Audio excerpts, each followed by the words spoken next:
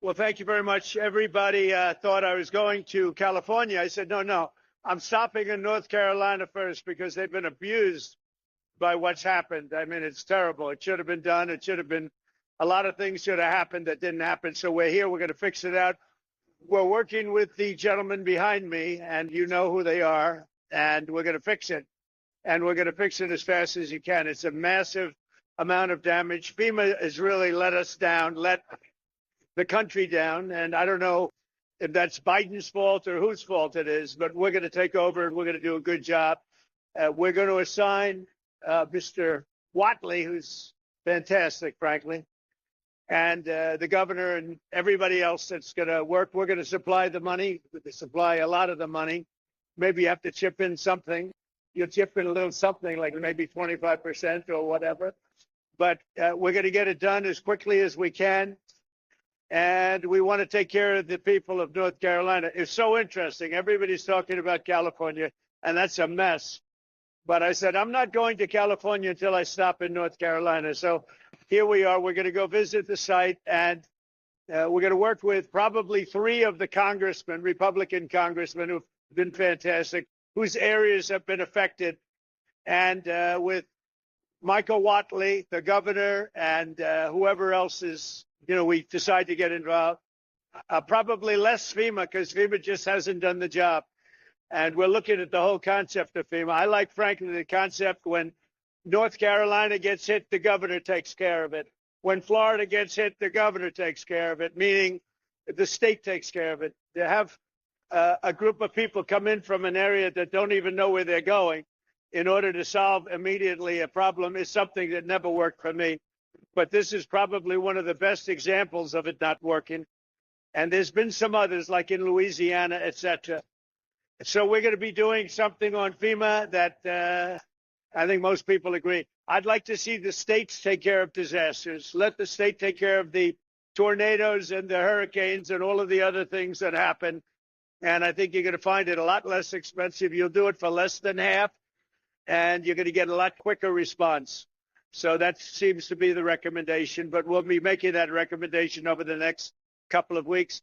We're going to go to the site now, and we're going to figure out a plan for really demolition and cleaning, because not a lot's been done. And we're very disappointed in the Biden administration, but we're going to make up for lost time.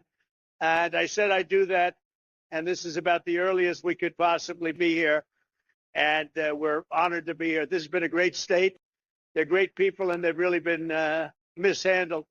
But this group is going to be great, and we're going to get it taken care of. Any questions? How will you respond to FEMA? Do you expect to ask Congress for additional aid for North Carolina and California? It will be direct. In other words, the aid will go through us. So rather than going through FEMA, it will go through us. And I think maybe this is a good place to start. Because, and in all fairness to the governor, and in all fairness to everybody else, FEMA was not on the ball. And we're going to turn it all around. Yes. A lot of Americans think that this is symbolic of what your campaign was all about. America first, putting your priorities to Americans, even going to California where their policies might have been one of the biggest reasons why they've had these problems. But you're putting the American people first. Your thoughts on that? We are. Thank you. I like that question. Boy, I want more questions like that. That's even a statement. Thank you very much. He's a good man, that guy. And he's also a very professional reporter, I have to say. Thank you very much. Yeah, we're putting America first. We're putting, in this case, North Carolina and California. We're going to do a good job in California. That is a disaster like, I don't know if we've ever seen anything like it, frankly. They say the biggest in the history of California. I think, has anything bigger than that happened in the whole country ever? It looks like, I don't want to say what it looks like, but you know what I'm going to say. It looks like something hit it. And we won't talk about what hit it, but it is a bad, bad situation. And I guess I'm going to meet with some government officials. But I mean, much more importantly, and in California, just to revert to it for a second, millions of gallons of water are waiting to be poured down through already the half pipes that are already built. I mean, they've been up for 40 years. And about 20 years ago, they turned off the water. And it's the water that comes from the Pacific Northwest. Some of it comes out of Canada. and it flows there, and it probably has flowed there for 1,000,000 years. And they turned it off and they routed out to the Pacific. And in the meantime, you don't have water in the hydrants. You don't have water in the sprinkler systems. It's the craziest thing I've ever seen. And everyone's trying to figure out, why aren't they turning it back? They say it's the Delta smelt. It's a fish, but I find that hard to believe. But we'll figure it out. And without doing that, you're going to continue to have problems. President, what are you prepared to do, sir, if OPEC doesn't respond to your call to cut oil prices? Well, we want to see OPEC cut the price of oil, and that will automatically stop the tragedy that's taking place in Ukraine. It's a butchering tragedy for both sides, by the way. Tremendous number of Russian soldiers are dead. Tremendous number of Ukrainian soldiers, and a lot of people are dead from the bombing of the cities. But right now, it's just bullets whacking and hitting men, mostly men, almost in all cases men. And over 1,000,000 men are killed, and they're losing thousands of people a week. It's crazy. It's a crazy war, and it never would have happened if I was president. Would never have happened. This is crazy that it happened, but we want to stop it.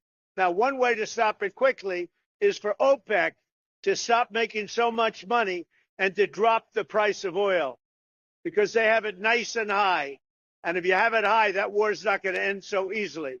So OPEC ought to get on the ball, and they ought to drop the price of oil, and that war will stop right away. Mr. President, funding to Los Angeles because of its sanctuary city policy? I want to see two things in Los Angeles: voter ID, so that the people have a chance to vote, and I want to see the water be released and come down into Los Angeles and throughout the state. Those are the two things. After that, I will be the greatest president that California has ever seen. I want the water to come down and come down to Los Angeles, and also go out to all the farmland that's barren and dry. You know, they have land that they say is the equivalent of the land in Iowa, which is about as good as there is anywhere on earth. The problem is it's artificial, because they artificially stop the water from going onto the land. So I want two things. I want voter ID for the people of California, and they all want it. Right now, you don't have voter ID. People want to have voter identification. You want to have proof of citizenship. Ideally, you have one-day voting, but I just want voter ID as a start, and I want the water to be released, and they're going to get a lot of help from the U.S. Thank you very much. I'll see you in a little while. We'll see you at the site. We'll see you at the site. What about the deportation flights? Where are they going from? Where are they going to? Deportation's going very well. We're getting the bad, hard criminals out. These are murderers. These are people that have been as bad as you get, as bad as anybody you've seen. We're taking them out first. Thank you. Thank you.